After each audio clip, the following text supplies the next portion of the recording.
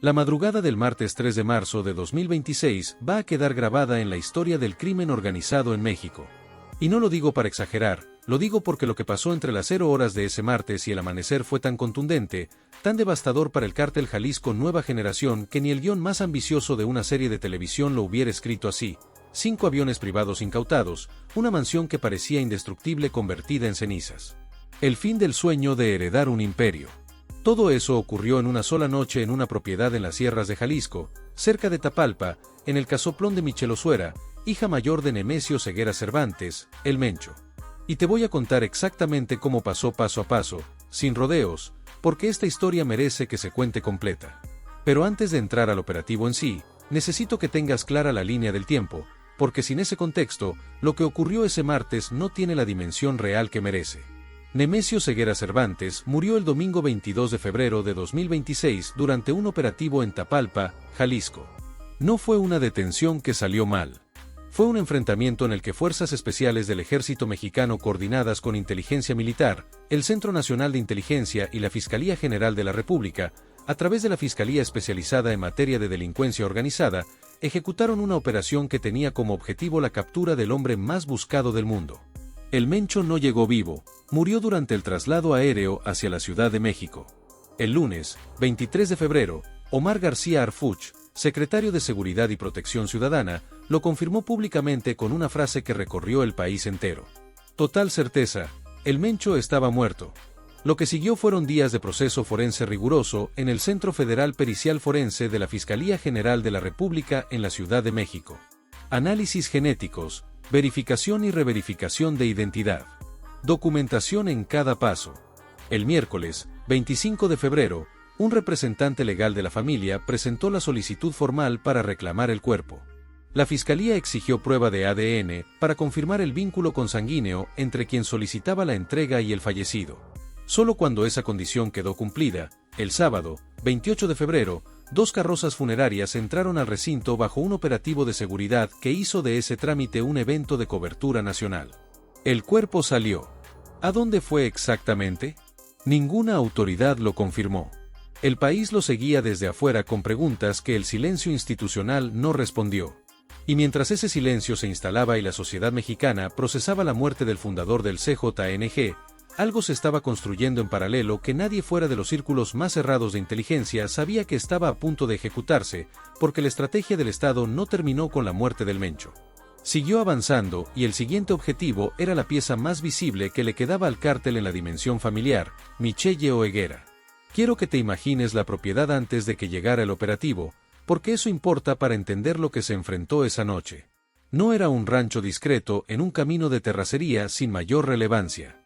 Era una mansión de 3 niveles con fachada de piedra y vidrio, con una piscina infinita con vista al valle, con un helipuerto privado con capacidad para 5 aeronaves, con garajes subterráneos que parecían más bien instalaciones industriales y con paredes correderas que ocultaban espacios diseñados para que nadie que no supiera que estaban ahí pudiera encontrarlos jamás. Estaba ubicada en una zona serrana exclusiva de Jalisco, cerca del mismo Tapalpa, donde murió su padre 10 días antes. Un lugar que, para quienes lo conocían desde adentro, parecía completamente intocable. Esa sensación de intocabilidad, esa certeza de que ahí no iba a llegar nadie. Es exactamente la razón por la que lo que ocurrió en la madrugada del 3 de marzo fue tan brutal y tan definitivo. Porque cuando el Estado decide llegar, llega. Y esa noche llegó con todo. Las 0 horas del martes 3 de marzo de 2026 fue la señal de activación. García Harfuch dio la orden final sin aviso previo, sin filtración, sin que nadie dentro de esa propiedad tuviera el más mínimo margen para prepararse antes de que el operativo ya estuviera encima de ellos. Eso no ocurre por accidente, ocurre porque se planifica con semanas o meses de antelación con un nivel de detalle que no deja nada librado al azar. La inteligencia que hizo posible este operativo no se construyó en días, se construyó en paralelo con todo lo demás, con los operativos previos, con el seguimiento de Osuera Cervantes, que terminó en Tapalpa con el mapeo de su red más cercana. Michelle no era un objetivo nuevo, era un objetivo que el Estado había estado observando durante tiempo suficiente como para saber exactamente qué había dentro de esa propiedad antes de que las primeras tropas se acercaran. Los drones térmicos fueron los primeros en operar. Mucho antes de que un solo soldado pusiera un pie en los alrededores de la mansión, Los drones ya habían estado trabajando, mapeando el calor humano dentro y alrededor de toda la propiedad, y lo que encontraron no dejaba espacio para pensar que la entrada iba a ser tranquila. Sicarios guardianes distribuidos en puntos estratégicos, vehículos blindados posicionados en los accesos. Concentración de calor humano en el interior de la mansión y en la zona del helipuerto. Era una célula de protección activa, armada, entrenada y posicionada. La información que los drones entregaron esa madrugada fue la diferencia entre un operativo que entra con sorpresa total y uno que entra a ciegas. Y esa diferencia en el campo es la que separa los éxitos de las tragedias. Con el mapa térmico procesado y la información de inteligencia completa, los helicópteros Black Hawk entraron volando bajo sin luces. Ese detalle no es un elemento cinematográfico, es una decisión táctica con una lógica muy concreta. Sin luces en la madrugada sobre terreno serrano, los helicópteros no son detectados visualmente hasta que ya están encima. Si los guardias no los ven ir, no pueden alertar al interior. Si no pueden alertar al interior, el factor sorpresa se mantiene hasta que ya es demasiado tarde para organizarse. Los Black Hawk llegaron así, sin luces, y cuando los que estaban dentro de esa propiedad los escucharon, el cerco ya estaba prácticamente completo. Al mismo tiempo, convoyes tácticos cerraron cada camino de terracería que llevaba a la propiedad. Cada salida posible, cada ruta de escape terrestre bloqueada antes de que comenzara el primer intercambio de disparos. Tropas élite de los Gafes y de la Guardia Nacional bajaron en rapel desde varios puntos de la mansión. Arietes hidráulicos rompieron las puertas reforzadas. Explosivos controlados abrieron brechas en los muros laterales. Entraron por todos los flancos al mismo tiempo sin darle a la defensa la posibilidad de concentrarse en ningún punto en particular. Y si estás aquí siguiendo esta historia hasta este punto, te pido que te quedes porque lo que viene en los próximos minutos es todavía más pesado que lo que ya te conté. Y si aún no estás suscrito, este es el momento. Vamos a seguir cubriendo todo el desmantelamiento del CJNG y cada movimiento que venga y no te puedes perder lo que sigue. Lo que pasó adentro durante los primeros minutos fue un enfrentamiento intenso y sostenido. Los sicarios que protegían a Michelle no se rindieron al primer contacto. Intentaron defender la mansión y el hangar con todo lo que tenían. Hubo ráfagas intensas desde pasillos, desde ventanas, desde el helipuerto. Quiero ser directo con esto porque sería fácil pasarlo en una sola oración y seguir al siguiente punto, pero la realidad es que adentro hubo resistencia real, armada, coordinada y decidida. No fue una rendición ni por asomo. Los hombres que estaban ahí ese martes sabían que su trabajo era que nadie entrara y lo intentaron con lo que tenía. Los helicópteros artillados dispararon desde arriba, perforando techos y posiciones defensivas. En tierra, las tropas cerraron el cerco metro a metro con fuego cruzado, granadas aturdidoras y francotiradores, neutralizando amenazas directas en tiempo real. El hangar, que era uno de los puntos más fuertemente defendidos, fue tomado con una combinación de presión desde tierra y fuego desde el aire que no dejó posición defensiva sostenible adentro. El enfrentamiento duró 45 minutos. 45 minutos que en ese terreno, en esa oscuridad, con esa intensidad son una eternidad. Al final, la célula que protegía a Michelle fue completamente desmantelada. La mayoría de los sicarios fueron abatidos durante el intercambio de fuego en legítima defensa.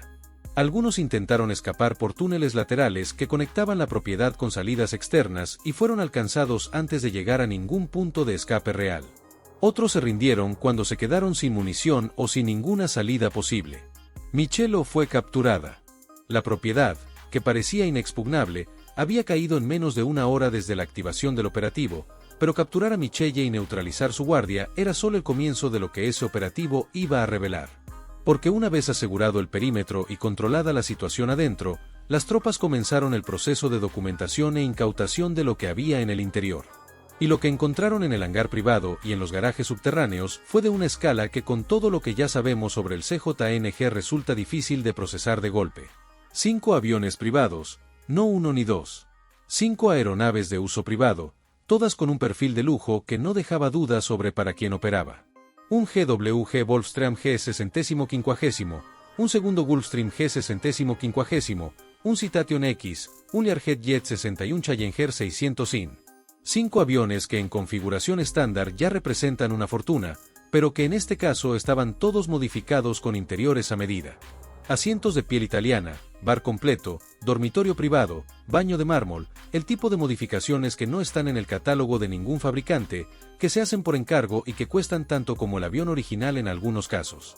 Pero los interiores de lujo eran solo la capa visible. Todos tenían compartimentos secretos diseñados para carga pesada, pensados para pasar desapercibidos en una revisión que no fuera exhaustiva. Algunos contaban con tanques adicionales de combustible para extender el rango de vuelo y poder hacer trayectos que los modelos estándar no alcanzan.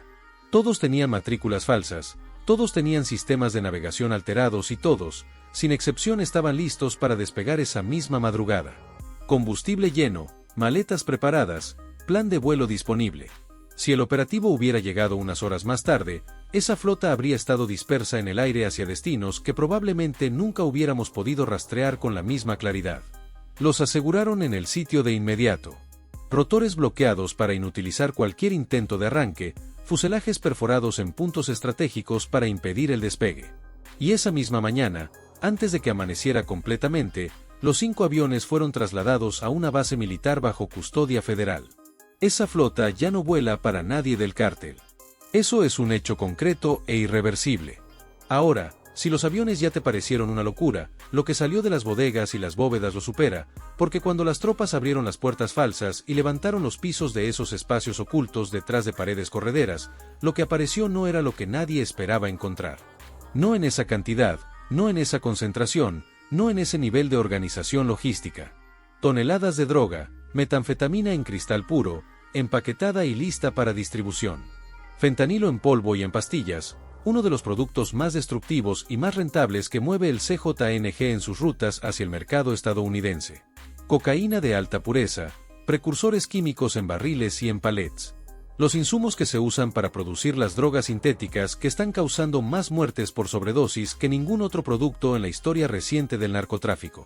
No era un almacén informal, era una operación logística con capacidad real para abastecer rutas internacionales de distribución desde ese punto de la Sierra Jalisciense. Y junto a toda esa droga, el dinero. Fajinas de dólares apiladas hasta el techo de las bóvedas en cantidades que cuando salen en las fotografías de los operativos siempre parecen irreales, pero que en este caso eran completamente reales y estaban completamente documentadas. Dispositivos de almacenamiento con criptomonedas, una forma de reserva de valor que el crimen organizado adoptó precisamente porque es más difícil de rastrear y congelar que el efectivo tradicional.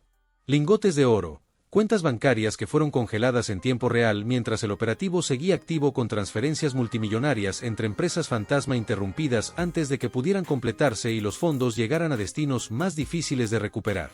Y después de todo eso, los objetos, joyas que en una sala de subastas pasarían sin problema por piezas de colección de alto valor, relojes Rolex, Patek, Philippe, Audemars Piguet, las marcas que en el mundo del narco funcionan como una forma de almacenamiento de valor portable, fácil de transportar y fácil de liquidar cuando hace falta efectivo rápido. Piezas de arte con valor de fortunas, objetos de lujo acumulados durante años que representaban no solo riqueza, sino también la necesidad de convertir dinero que no puede guardarse en ningún banco en algo que sí pueda guardarse sin que nadie haga preguntas. Todo lo que salió de esa propiedad esa madrugada salió en camiones federales bajo una cadena de custodia que no dejó nada fuera. Cada fajina fue contada, cada lingote fue registrado, cada joya fue fotografiada, cada documento fue asegurado, nada se quedó. Y eso es importante subrayarlo porque la cadena de custodia en este tipo de operativos no es un detalle burocrático. Es la diferencia entre que los decomisos tengan valor legal en los procesos que vienen después y que se conviertan en evidencia que no puede usarse porque el procedimiento no fue correcto. Las autoridades lo sabían y actuaron en consecuencia. Pero para entender la magnitud económica real de lo que se decomisó esa noche, hay que pensar más allá de los objetos físicos que salieron en esos camiones, porque lo que se incautó no era solo la riqueza acumulada de años de operación, era también la infraestructura financiera que el CJNG usaba para sostener su red en el día a día. Esas cuentas congeladas en tiempo real no eran cuentas personales de Michelle para sus gastos cotidianos. Eran nodos dentro de una red de flujo de dinero que conectaba ingresos del narcotráfico con gastos operativos del cártel en distintos puntos del país y fuera de él. Cuando esas cuentas se congelaron, los flujos que dependían de ellas también se interrumpieron. Células que esperaban pagos, operadores que esperaban instrucciones financieras, rutas que dependían de esa liquidez para seguir moviéndose. Todo eso sintió el golpe al mismo tiempo que las llamas empezaban a subir en la Sierra de Jalisco. Eso no es un detalle menor. El crimen organizado a escala del CJNG no funciona solo con lealtades o con miedo. Funciona también con dinero que fluye de manera constante hacia las personas que sostienen la operación en cada nivel. Cuando ese flujo se interrumpe de manera abrupta en múltiples puntos al mismo tiempo, la capacidad del cártel para mantener cohesión interna se complica de una manera que no siempre es visible desde afuera, pero que se siente de manera muy concreta hacia adentro. Una vez que todo quedó documentado, fotografiado y registrado con la cadena de custodia completa, llegó la parte final del operativo, la que convirtió ese casoplón en una imagen que va a ser muy difícil de olvidar para quien la vio en video o en fotografía desde la distancia. Activaron la destrucción controlada. Explosivos en puntos clave de la estructura, lanzallamas en las zonas principales de la mansión y los hangares. Las llamas empezaron a subir desde adentro, desde los puntos donde los explosivos hicieron su trabajo primero. Salas enteras, garajes, bodegas, corredores, el helipuerto, todo consumido en cuestión de minutos. El humo negro era visible desde kilómetros en la oscuridad de la madrugada. Lo que había sido el último palacio de Micheluera, la declaración más visible de poder que le quedaba al cártel en la dimensión familiar, era un montón de cenizas humeantes en medio de la sierra de Jalisco. Esa destrucción no fue un accidente ni un exceso de la operación, fue una decisión deliberada y creo que vale la pena dedicarle un momento porque dice algo importante sobre la lógica detrás de este tipo de operativos cuando alcanzan este nivel. Las organizaciones criminales construyen sus estructuras sobre bases físicas que también funcionan como símbolos de poder.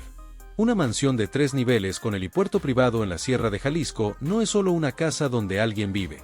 Es una declaración de que quien vive ahí se siente lo suficientemente poderoso como para hacerlo con todos los recursos que implica y con la certeza de que nadie va a llegar a interrumpirlo.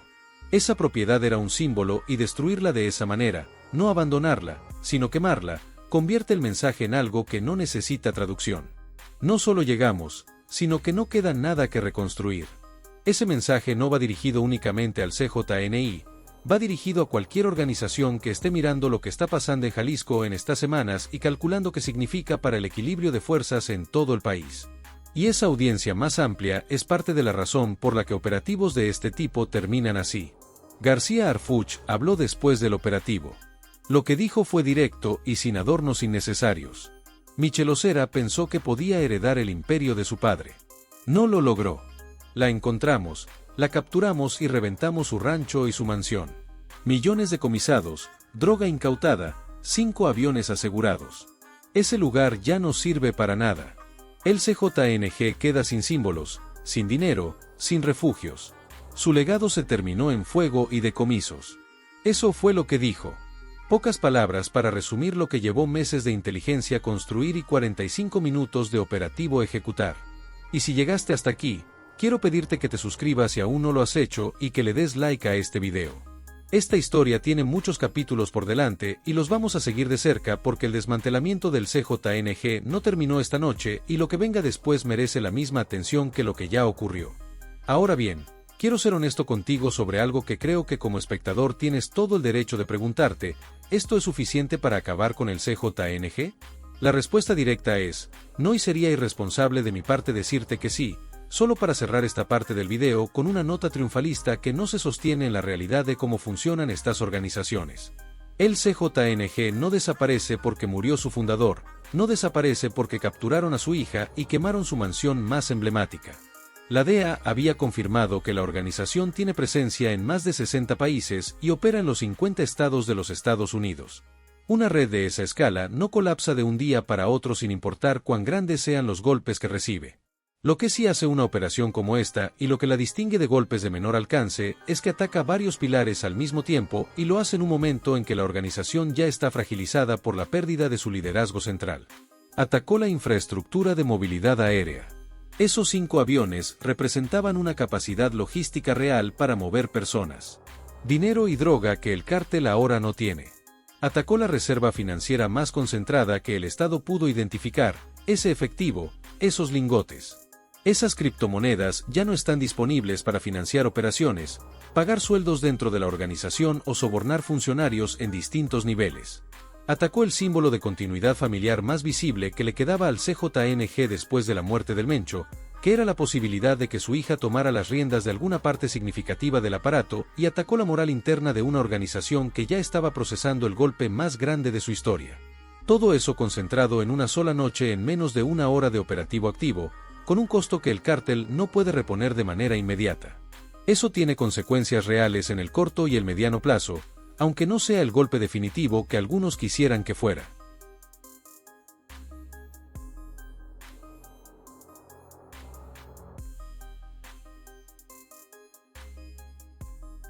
Y hay algo más que merece atención separada, porque no se puede reducir a un punto dentro de una lista de lo que el operativo logró.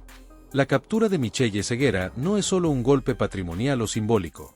Michelle vivió en el centro del poder de una organización como el CJNG, manejada activos de la magnitud de los que se encontraron en esa propiedad. Estaba en una posición que implica conocimiento directo de estructuras, de rutas, de mecanismos financieros, de personas en distintos niveles de la organización y en distintos países. Una persona en ese lugar sabe cosas que ningún archivo de inteligencia puede reemplazar completamente, porque la inteligencia humana que viene de alguien que estuvo adentro tiene una densidad de detalle operativo que las interceptaciones y los seguimientos no siempre alcanzan a capturar. Lo que decida hacer Michelle con esa información, ya sea colaborar con el Estado, guardar silencio o negociar en algún punto intermedio, va a tener un impacto directo en los próximos pasos de la investigación. Y en la capacidad del Estado para seguir avanzando contra lo que queda del cártel. Ese es un factor que va a ir revelándose con el tiempo en las audiencias que vengan, en los cargos formales que se presenten, en los acuerdos o la falta de acuerdos que se produzcan dentro del proceso legal. Eso es algo que vale la pena seguir de cerca con la misma atención que se le puso al operativo en sí. Quiero también dedicarle espacio a algo que sería fácil omitir en el entusiasmo de cubrir un operativo de esta magnitud. Y es la pregunta que una parte de la sociedad está haciendo con toda legitimidad. ¿Cómo llegó Michelle Ceguera a acumular esa cantidad de activos sin que el Estado interviniera mucho antes? Esa pregunta no es un ataque al operativo del 3 de marzo, es una pregunta sobre el tiempo. Esa mansión no se construyó en semanas. Esos 5 aviones no se compraron ni se modificaron de un día para otro. Esas bobas no se llenaron de manera improvisada. Todo lo que se encontró dentro de esa propiedad representa años de acumulación, años de operación, años durante los cuales la propiedad existió, funcionó y no fue tocada. ¿Por qué ahora y no antes? Puede haber respuestas técnicas relacionadas con la acumulación de inteligencia necesaria para ejecutar un operativo de esta envergadura de manera exitosa. Puede haber respuestas más incómodas que involucren otros factores que la sociedad tiene derecho a conocer. Lo que no es aceptable es que esa pregunta se pierda en el entusiasmo por los resultados del 3 de marzo, sin que alguien en una posición de responsabilidad institucional la responda con claridad y con honestidad, porque México lleva décadas navegando entre dos narrativas extremas sobre su Estado y el crimen organizado. La del Estado, que con suficiente voluntad puede acabar con el narco en un par de golpes contundentes. Y la del Estado completamente cooptado que no puede o no quiere hacer nada real. La realidad, como casi siempre ocurre con las cosas complejas, está en un punto mucho más difícil de sostener emocionalmente que cualquiera de esos dos extremos.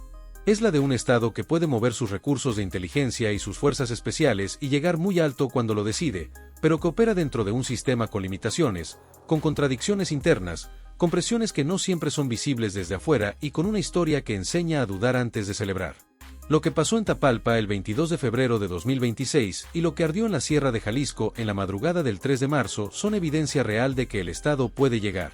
También son evidencia de que llegar tardó años, costó muchísimo en términos de inteligencia, recursos y coordinación institucional y que lo que viene después de estos golpes nunca es simple ni predecible. El vacío que dejó la muerte del Mencho ya está siendo disputado dentro del CJNG. Eso no es una hipótesis construida sobre rumores. Es el patrón histórico que se repite cada vez que una organización de ese tamaño pierde a su liderazgo central. Cuando muere quien fundó una organización, quien la construyó con su nombre y con su reputación personal, el equilibrio interno que dependía de esa figura central se rompe de una manera que ningún sucesor puede reparar de manera inmediata. Los distintos sectores de la organización empiezan a moverse con más autonomía porque ya no hay una autoridad central que nadie cuestione. Esa autonomía es el primer paso hacia la fragmentación y la fragmentación es el primer paso hacia el conflicto interno. La pregunta no es si va a haber tensión interna, ya la hay. La pregunta es, ¿cuánto tiempo tarda en volverse visible hacia afuera? En traducirse en violencia que afecte a las comunidades que ya llevan demasiado tiempo cargando con las consecuencias de vivir en zonas de operación del cártel. Esas comunidades van a sentir lo que viene antes que cualquier comunicado oficial confirme que algo está pasando. Siempre ha sido así y no hay razón para pensar que esta vez será diferente. Lo que también va a ocurrir, y esto vale la pena tenerlo en mente, es que otras organizaciones que operan en zonas adyacentes o que compiten por las mismas rutas que el CJNG controla, ya están calculando. Un cártel que pierde a su fundador y 10 días después pierde a su heredera más visible y sus activos más tangibles. Es un cártel en un momento de vulnerabilidad que otras organizaciones reconocen antes que nadie. Lo que esas organizaciones decidan hacer con esa ventana de oportunidad va a moldear el mapa del crimen organizado en México en los próximos meses de una manera que todavía no podemos anticipar con precisión desde este momento. Pero lo que sí podemos anticipar es que no van a quedarse quietas esperando a ver qué pasa. Nunca lo hacen. Y en medio de todo ese movimiento que está por venir, hay algo que me parece importante no perder de vista. Las comunidades, no los analistas, no los funcionarios, no los periodistas que cubrimos esto desde la distancia, las comunidades que viven en las zonas donde el CJNG opera, las que viven en partes de Jalisco, de Michoacán, de Guanajuato, de los corredores que el cártel construyó a lo largo de años. Esas comunidades no van a ver esto como titulares en la televisión. Lo van a vivir en el día a día, en la presencia o ausencia de los grupos que controlan sus calles, en los cambios que ocurren cuando una organización está en transición y los controles internos se aflojan antes de que alguien los vuelva a tensar. Eso merece atención. Merece que quienes tenemos la posibilidad de hablar sobre esto no nos quedemos solo los decomisos y las llamas y el operativo impresionante, sino que también miremos hacia lo que viene para la gente que no puede alejarse de esa realidad porque es la realidad donde vive. Y eso nos lleva al punto en el que estamos esta noche. Al cierre del martes 3 de marzo de 2026, las cenizas del casoplón de Michelle Oseguera todavía humeaban en la Sierra de Jalisco. Los 5 aviones estaban bajo custodia federal en una base militar. El dinero, la droga, las joyas, los lingotes, todo estaba siendo procesado en cadena de custodia. Michelle estaba detenida y el CJNG, la organización que durante años se construyó sobre la figura del Mencho y que proyectó su poder en más de 60 países, enfrentaba un horizonte que hace 2 semanas nadie hubiera podido anticipar con esta claridad sin su fundador, sin su heredera más visible, sin los activos más tangibles de su estructura familiar de respaldo, sin el símbolo físico más poderoso que le quedaba en la sierra, donde todo comenzó y con el peso de saber que la inteligencia que produjo los operativos del 22 de febrero y del 3 de marzo no fue improvisada, fue construida con tiempo, con método y con un nivel de penetración de la organización que implica que hay más información disponible que todavía no se ha traducido en acción operativa. Eso es quizás lo que más debería preocupar a lo que queda de la cúpula del CJNG esta noche. Solo lo que ya perdieron, sino lo que el Estado ya sabe y todavía no ha movido. Lo que no se puede saber desde aquí, y sería deshonesto pretender que sí, es cuánto de ese daño se convierte en un debilitamiento sostenido y cuánto se reconstituye con el tiempo, como ha pasado antes con otras organizaciones que recibieron golpes que parecían terminales y encontraron la manera de reorganizarse. El narco mexicano tiene una capacidad de resiliencia que ha sorprendido al Estado más de una vez y que sería imprudente subestimar incluso en un momento como este. Pero lo que sí se puede decir esta noche con los hechos sobre la mesa, con todo lo que está documentado e incautado y convertido en ceniza, es que algo muy grande cambió la estructura del CJN entre el 22 de febrero y este 3 de marzo de 2026. Y ese cambio con todo lo que implica hacia adelante, con las disputas internas que va a generar, con las decisiones que Michelle tome o no tome, con los movimientos de otras organizaciones que ya están reposicionándose, es la historia que vamos a seguir contando aquí con la misma atención y la misma honestidad con la que contamos esta noche. Lo que ocurrió en esa sierra. El Mencho murió, su hija fue capturada. Su casoplón ardió. Sus aviones no vuelan más para el cártel. Y el siguiente capítulo de esta historia ya está comenzando. Aunque todavía no sepamos exactamente cómo se va a escribir, lo que sí sabemos, con la certeza que dan años de mirar este país de cerca, es que no va a ser simple, no va a ser tranquilo y que las consecuencias de estas 2 semanas se van a sentir durante mucho tiempo. Quédate aquí porque vamos a estar en cada paso de lo que viene. Dailik. Si esta cobertura te está siendo útil para entender lo que está pasando más allá de los titulares, compártela con alguien que quiere el contexto real de todo esto y suscríbete si todavía no lo has hecho. Esto apenas está comenzando y lo vamos a seguir juntos. M.